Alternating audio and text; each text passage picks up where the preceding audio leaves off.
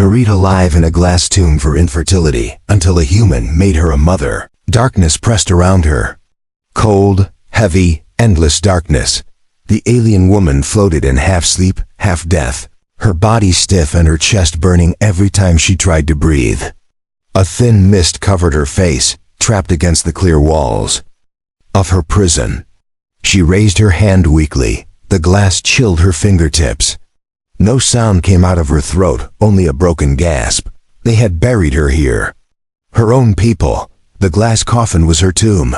Transparent, cruel, and unbreakable. She had been placed inside years ago, at least she thought so. Time meant nothing anymore. Days, months, seasons. They all blurred together in the silence of the grave. Her crime was not theft, not murder, not treason. Her crime was infertility. In her society, a woman who could not bear children was considered worthless. A curse, a broken branch in the family tree. While others celebrated births, songs, and new generations, she was mocked, shamed, and finally sentenced to a slow, forgotten death. They did not burn her. They did not cut her down. No, they wanted her to suffer. So they locked her body in glass, sealed it with energy coils, and buried her deep beneath the ruins of the city.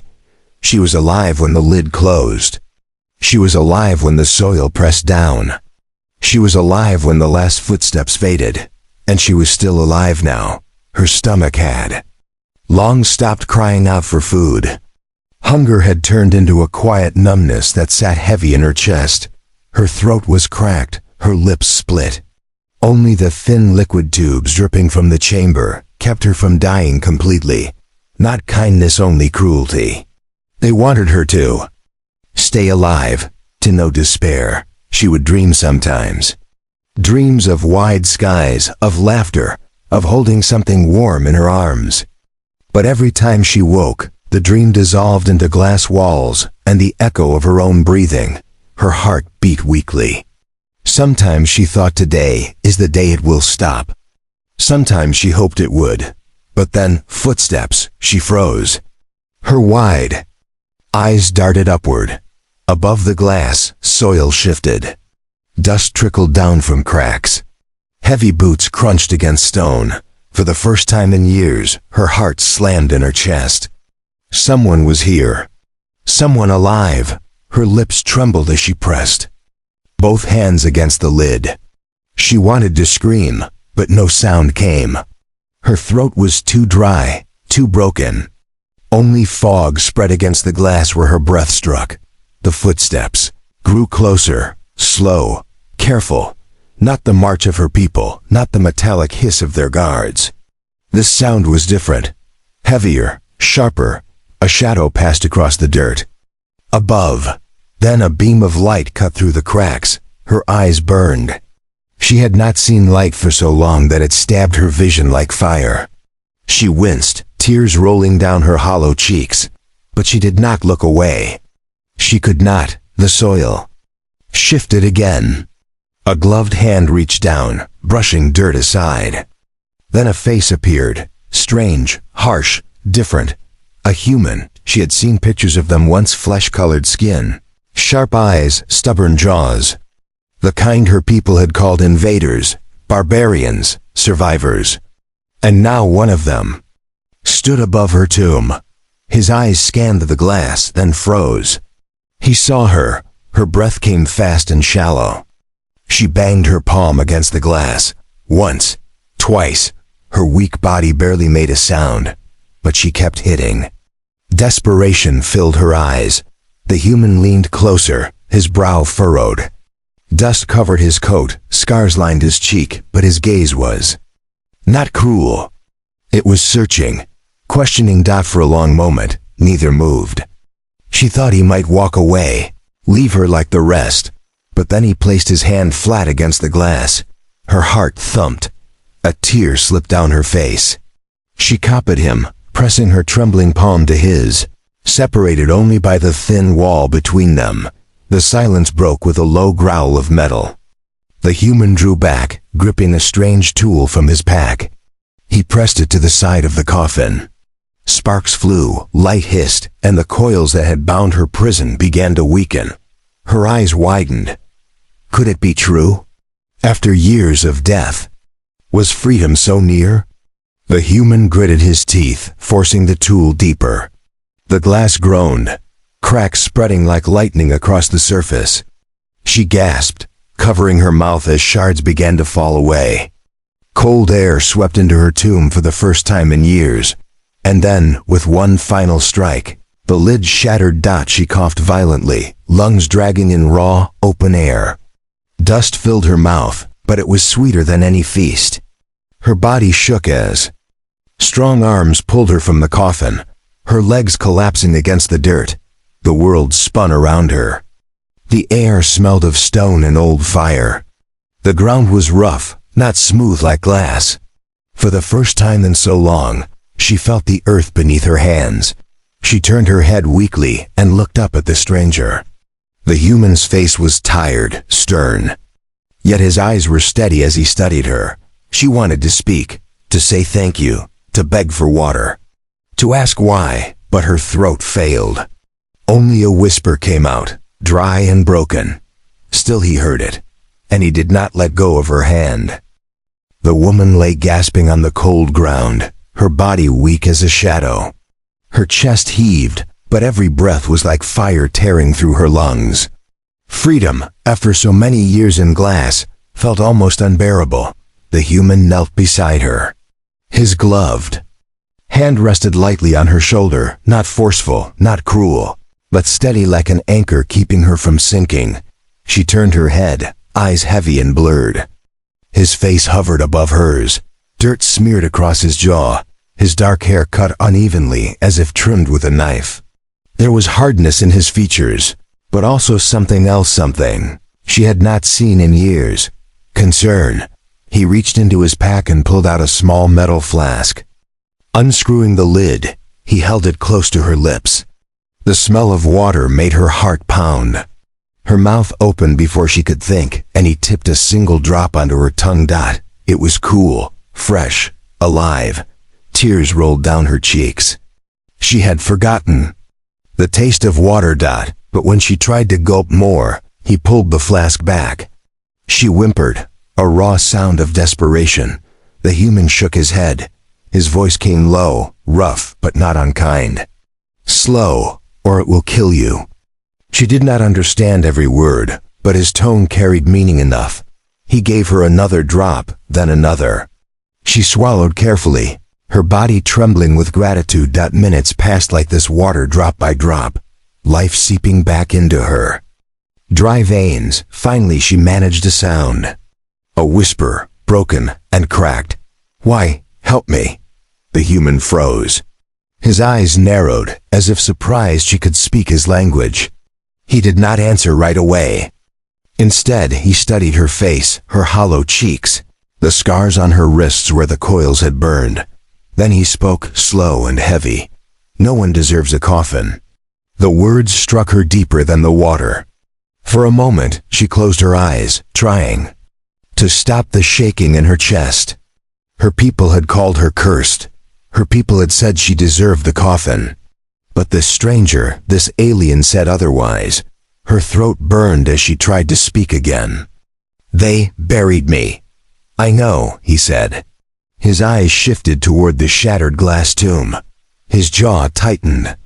I've seen what your kind does. There was a shadow in his voice now.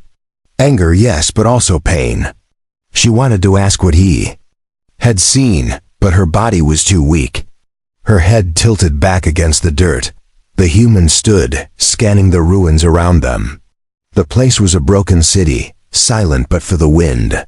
Towers of metal lay bent and twisted, their bones blackened by fire. Long ago. He moved cautiously, his boots crunching against stone, every step deliberate. He was not a wanderer without purpose. He searched as if he knew danger lingered close. Her hand twitched weakly against the soil. She feared he might leave her. Fear clawed at her chest harder than the hunger or thirst ever had. Please, she whispered, her voice barely a breath. Do not leave, he turned sharply, his eyes locking onto hers. He studied her for a long, silent moment. Then, with a sigh, he knelt again. He lifted her gently into his arms. She gasped, startled. No one had touched her since the day they had thrown her into glass. The warmth of his body against hers felt strange, frightening, and safe. Her head fell against his shoulder, her body trembling. She listened to the steady beat of his heart, strong and human. He carried her across the ruins, his steps slow but unyielding. Every now and then he glanced behind, scanning the shadows. His hand never strayed far from the weapon strapped to his hip. She tried to stay awake, but exhaustion pulled her under. Images flashed in her mind, her people chanting curses as the coffin sealed, the endless silence of her tomb. The sudden light of his eyes staring down at her, her last thought before sleep took her, was strange. Not why did he save me, but what will happen now? She woke to the crackle of fire. Her body rested on a blanket near glowing embers, warmth spreading into her frozen limbs. Above, the sky stretched wide and endless, stars scattered like diamonds. She had not seen the sky in so long that her chest tightened with both joy and fear. The human sat nearby, sharpening a blade. Sparks hissed as steel kissed stone. His gaze was distant, focused on some thought he did not share. She stirred. He noticed instantly, his eyes snapping to her. "You're awake," he said. She swallowed, her throat still raw. "Who are you?" He hesitated, then spoke. "Name's Rin." The sound was sharp, unfamiliar, but she repeated it softly. "Rin." He nodded once, then tossed a small piece of dried food toward her. She stared at it, unsure. He motioned with his hand. "Eat." Her fingers shook as she picked it up. The taste was rough, salty, but it filled the emptiness in her stomach. She chewed slowly, her eyes never leaving him. Silence stretched between them, heavy but not empty. She wanted to ask him more. Where he came from, why he was here, why he had broken the glass. But before she could speak, a sound echoed through the night. A distant voice. Cold. Alien. Her blood turned to ice. She knew that sound. The hunters. Her people had discovered she was gone. Rin's hand moved to his weapon. His eyes narrowed, scanning the darkness. He did not speak, but she saw it in his face. They were not safe. Not yet. The fire burned low, throwing red light across the ruins. The alien woman sat close to the flames, her thin body wrapped in a rough cloth Rin had given her. The warmth felt strange against her skin. After years inside the frozen glass coffin, every flicker of heat was a miracle, but her body was weak. Her hands shook when she tried to lift food to her mouth. Her legs trembled whenever she tried to stand. More than once, she stumbled, and every time Rin's arm was there to catch her. She hated the weakness. Yet she feared it more than she hated it. Weakness was the reason her people had thrown her away. Weakness was why she had been buried. And now weakness might slow the man who had freed her. Her hollow eyes drifted toward him. He sat across the fire, sharpening his blade with quiet focus. Sparks jumped from the steel, lighting his scarred face for a heartbeat before the shadows claimed it again. His movements were steady, unhurried. She whispered, almost afraid to break the silence. "You could leave me." Rin's hand stopped. Mid-motion. He looked at her, his dark eyes sharp. For a long moment, he said nothing. Then his voice came low. "If I wanted to leave, I already would have." Her lips trembled. She looked down at the ground. No one had ever said such words to her. The night stretched long. She tried to sleep, but every sound in the dark pulled her awake. The snap of wood, the whistle of wind through the ruins. And faint but clear, the echo of voices. Her body went stiff. She knew those voices, her people. The hunters. Her throat closed. They were coming. They had buried her once. They would not allow her to walk again. If they found her alive, they would not return her to the glass. They would end her. She turned quickly toward Rin, He had already heard it. His body was tense, his hand resting on his weapon. His eyes searched the dark, sharp as a blade. He moved closer, crouching beside her. His voice was calm, but his eyes burned with urgency. "You must stay quiet. Do you understand?" She nodded, though her chest rose and fell with wild fear. The voices grew louder. Shadows flickered across broken walls. Alien words hissed through the night, searching, hunting. She pressed her hand to her mouth to keep from crying out. One of the hunters passed, so close that she saw the glow of its eyes through the cracks. Her body shook violently. She remembered the day they buried her, those same eyes watching without mercy. Rin's hand slid gently over hers, steadying it. She froze at his touch, then slowly calmed. His grip was strong, unshaking. For the first time in her life, someone was shielding her, not because she was useful, not because she was wanted, but simply because she was alive. The hunters lingered, sniffing the air, muttering in their cold tongue. Then, slowly they moved away, their footsteps fading into the ruins. Only when silence returned did she breathe again. She collapsed against the ground, her body shaking uncontrollably. Rin whispered, almost more to himself than to her, "They'll be back." The next day, Rin led her deeper into the broken city. His pace was steady, but not cruel. Every time she stumbled, he slowed. Every time she fell, he lifted her without complaint. She wanted to ask him why. Why carry her when she slowed him? Why risk himself when he could travel faster alone? Her voice cracked as she tried. "Why, help me." He didn't answer right away.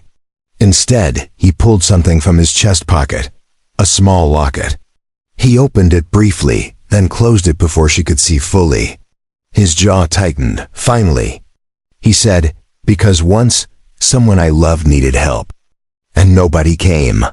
She felt his pain in those words, heavy as stone. She wanted to ask more, but his eyes told her not to dot, so she walked beside him in silence. That night, when they rested again, she dared to whisper her truth. "They said I was cursed. I could not give life, so they took mine away." Rin turned, his head slowly. His eyes studied her face, not with pity, but with something sharper. They were wrong. Her chest tightened. She had waited years, buried in silence, to hear those words. Her eyes burned as she looked at him, but she said nothing. For a long while, the fire cracked between them. Two broken souls, two survivors, sharing warmth in a world that had given them neither. But far away, the hunters were not finished. They followed tracks. They whispered orders. They carried chains. The cursed woman was alive again, and they would not rest until she was buried. For good. The morning air was sharp, carrying dust and the smell of broken stone. The alien woman followed close behind Rin as he led her through the ruins. Her steps were unsteady, her breath shallow, but she forced herself forward. She knew now, if she faltered, if she slowed too much, the hunters would find them. Rin moved like a man born for danger. His eyes swept every shadow, every fallen wall, every silent street. His weapon rested against his side, ready, but his other hand often reached back to steady her when she stumbled, to guide her through gaps in the rubble. "Stay close," he whispered without looking back. She nodded weakly, though her heart thundered. Every sound felt like a threat. Every gust of wind sounded like footsteps. By midday, they reached what had once been a great plaza. Broken statues lay shattered across the square, their alien faces worn away by time. The woman paused, staring at the largest fragment, a mother carved in stone, her arms stretched to cradle a child. Her throat tightened. Her people had worshipped fertility, celebrated mothers as if they were sacred. Yet they had buried her alive for failing to give them what they demanded. Rin noticed her gaze, but said nothing. His eyes shifted, sharp and cautious. He raised a hand, signaling her to stop. She froze, and then she heard it. The sound of boots.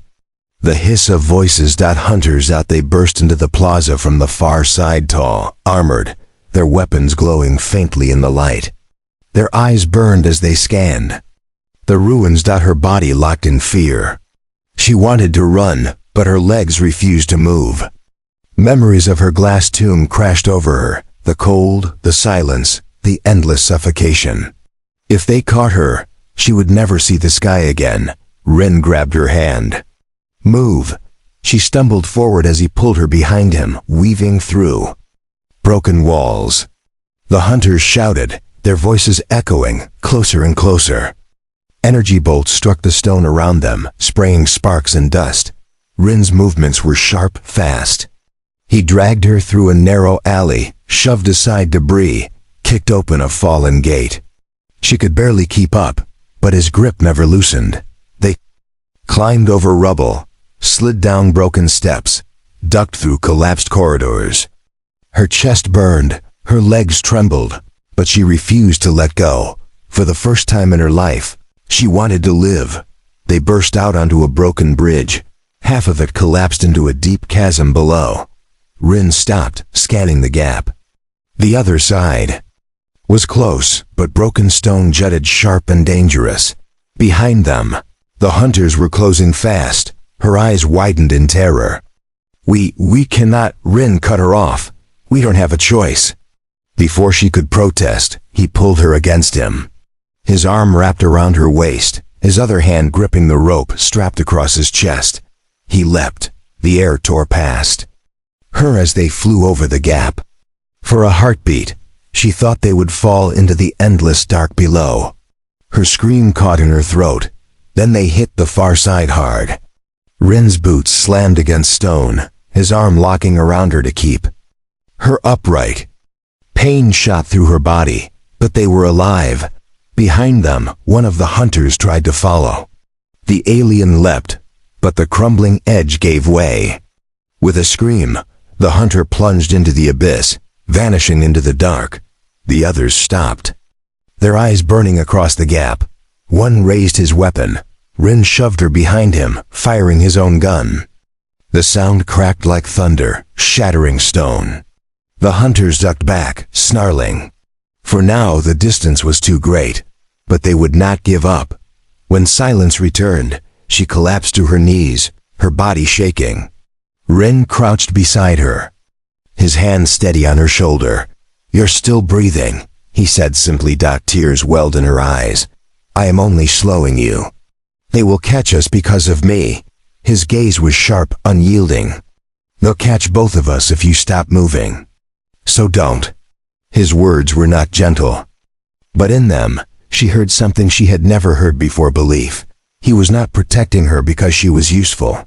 He was protecting her because he had decided she was worth saving. Her lips trembled, but she nodded. She forced herself back to her feet, leaning against him for strength. That night, when they rested in the ruins of an old tower, she could not sleep. Her body ached, but her mind spun with fear. She looked at Rin, who sat near the fire, staring at the small locket in his hand again.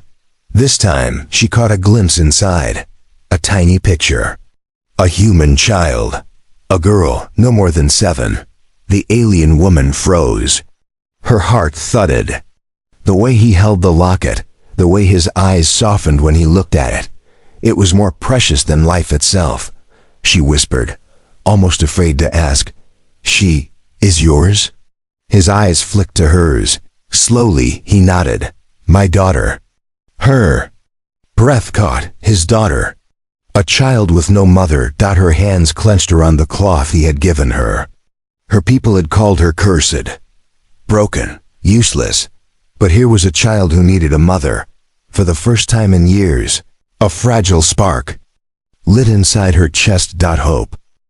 The night was heavy with silence. Only the crackle of the fire filled the ruined tower. The alien woman sat close to the warmth, her eyes drifting again toward the locket in Rin's hand. He did not hide it now. He held it open, staring at the tiny image inside as if it were the last light in a broken world. She swallowed, her voice trembling. "Your daughter." "Where is she?" Rin's jaw tightened.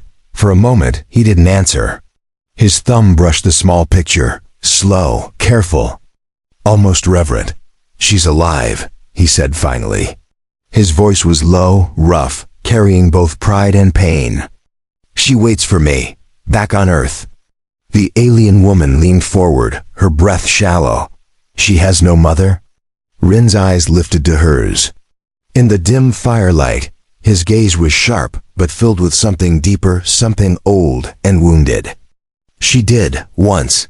He paused, the silence stretching heavy. "But sickness took her, too fast, too cruel." The woman's throat closed. She lowered her gaze, her fingers twisting the edge of her cloth. She thought of her own people. They had buried her for not being a mother. Yet here was a man raising a child alone, his every breath tied to the picture in his hand. For the first time, she whispered without fear, "I was thrown away because I could not give life.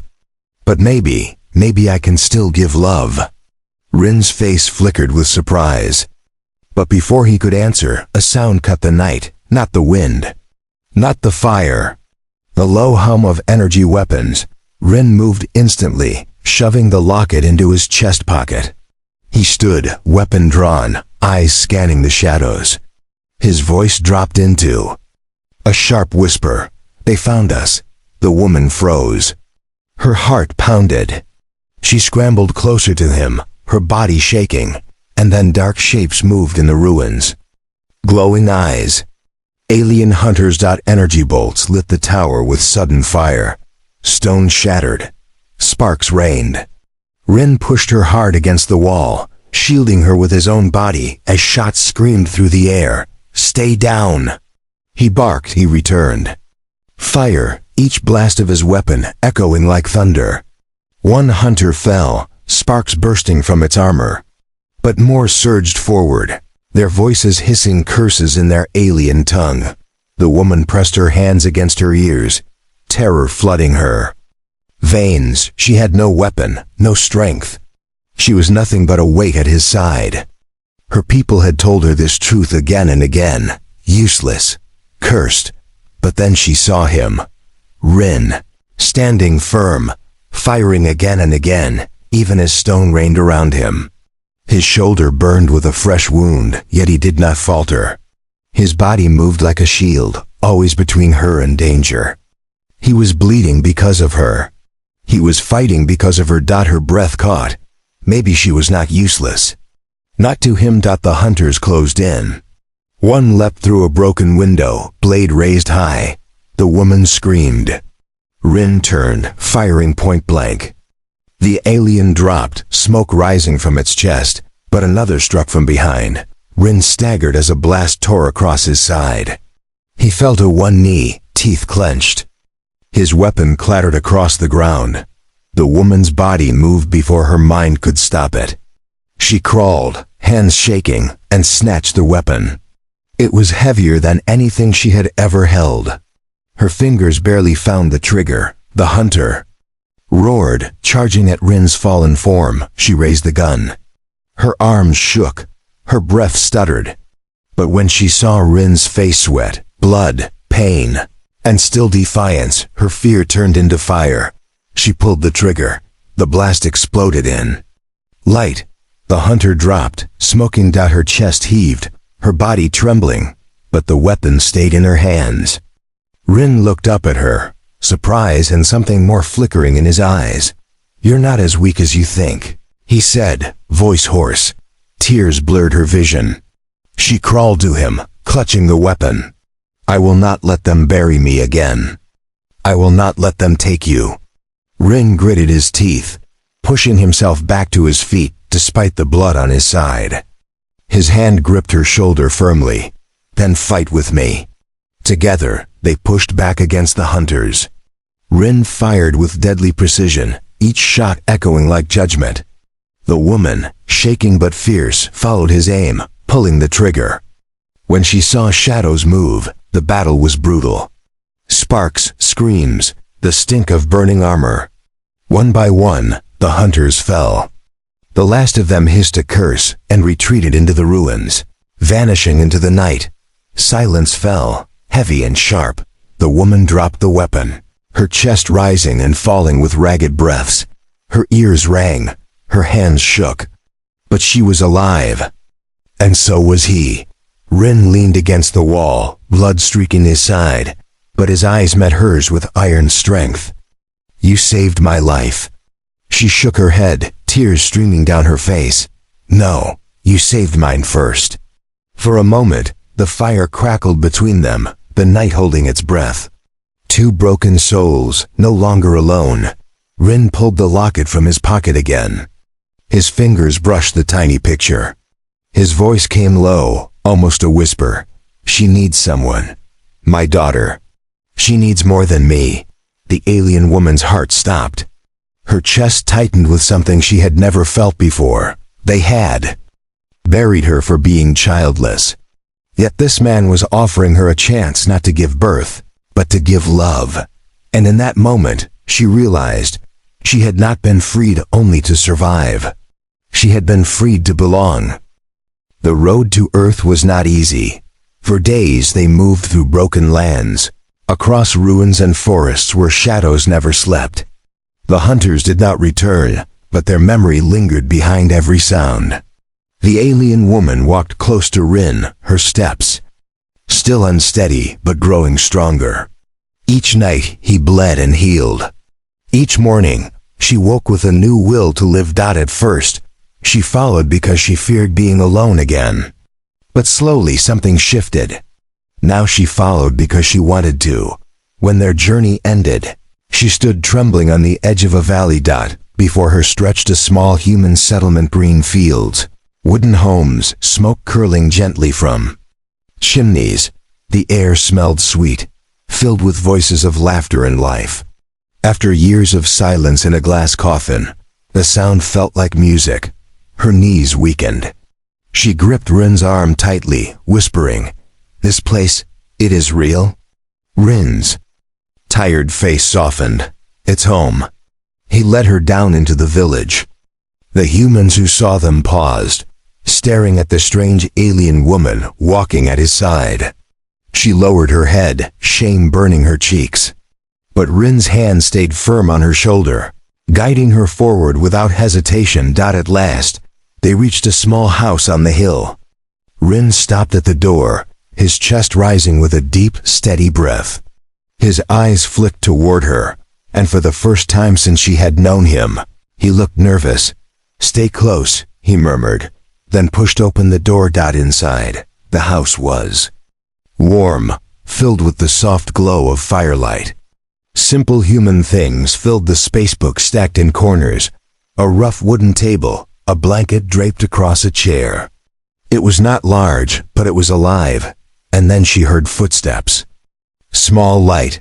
From the shadows of the hallway, a child appeared, a girl with dark hair, bright eyes, and the same stubborn jaw as her father. She froze when she saw them, clutching a ragged doll to her chest. Her voice was soft, uncertain. "Papa?" Rin's entire face changed. The hardness melted away. His voice, rough from battle, broke into something tender. "I'm here, little one." The child ran forward, throwing herself into his arms. He knelt, holding her tight, his eyes closing as if the world itself had been restored. The alien woman watched, her chest aching at the sight. Then slowly, the child peeked over his shoulder, her eyes wide, curious, staring at the strange woman standing in the doorway. The alien woman froze. Shame flooded her. What if the child feared her? What if she saw her as cursed, broken, unworthy, just as her people had? Her hands trembled. She lowered her gaze, whispering, I should not be here." But Rin shook his head firmly. He looked at his daughter, his voice steady. "This is someone who needs a home, and someone who might help make ours whole again." The girl tilted her head.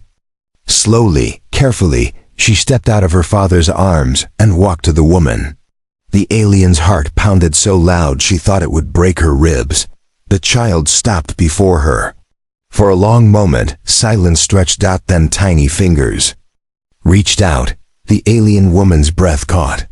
She lowered herself to her knees, trembling. When the small hand touched hers, warm and soft, her vision blurred with tears.